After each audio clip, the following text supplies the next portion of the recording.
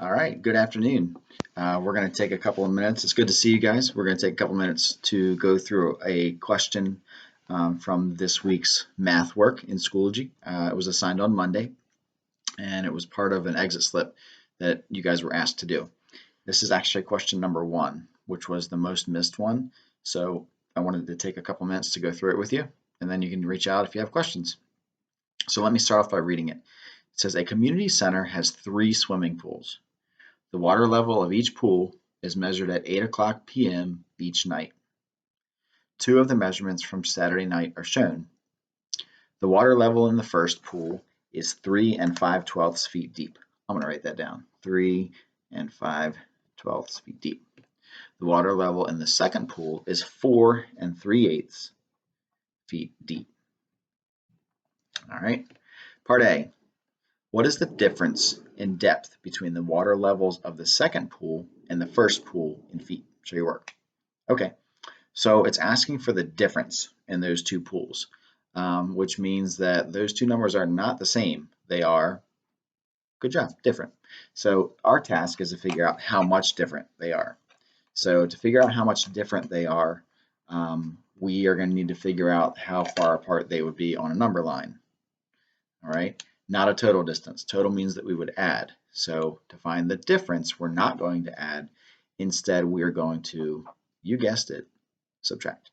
All right, so what I'm doing right now is I'm rewriting my numbers because I know that when I subtract, I need to put the larger number on top and the smaller number on bottom. So that's what I have. 4 3/8 minus 3 5/12. All right. Now, you guys hopefully are thinking, Mr. Cox, we need a common denominator. And that's correct. We do. Anytime you add or subtract. All right. So I'm looking at my denominators of 8 and 12.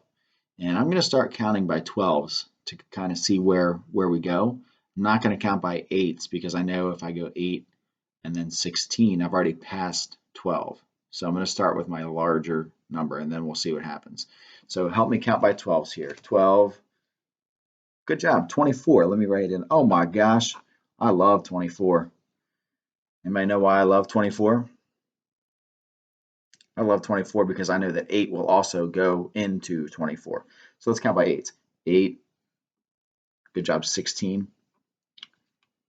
20. Okay, 24. Good job. There we go. All right.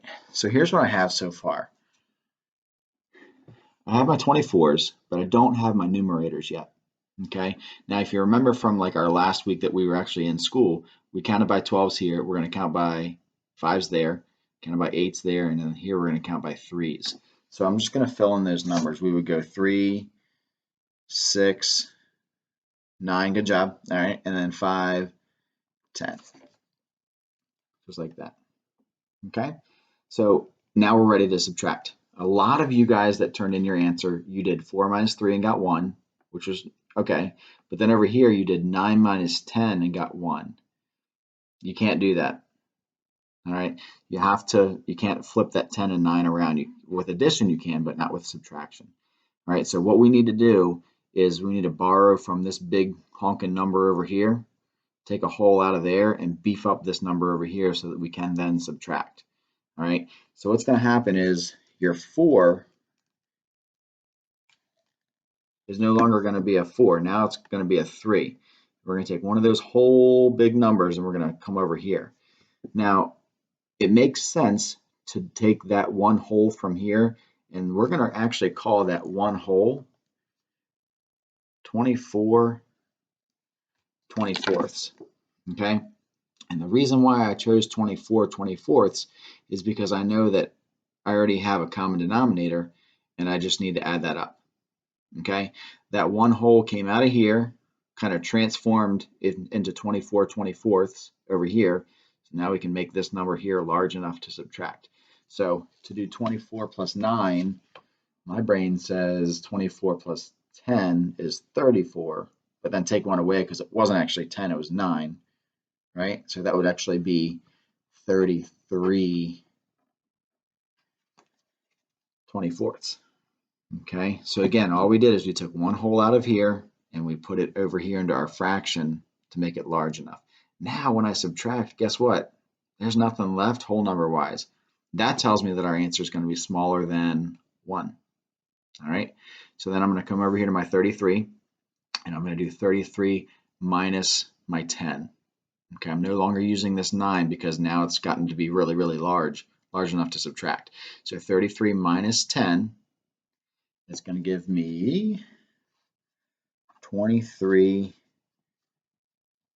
24th as my answer. So that's really, really close to 1 whole, right? We said 24 24ths was 1 whole, but not quite. So in fraction form, that's what our answer would be, 23 24ths. I know it asked, I think, to write it in terms of feet. So that's almost 2 feet. I'm sorry, not 2 feet, almost 1 whole foot, right? Because 24 24ths would be 1 whole. All right, so that's part A. I'm going to do a second video for part B so that this video is not that long, but you can also find it underneath of this one to click on for the second part. All right, any questions, please email me or message me through Schoology. Have a good afternoon.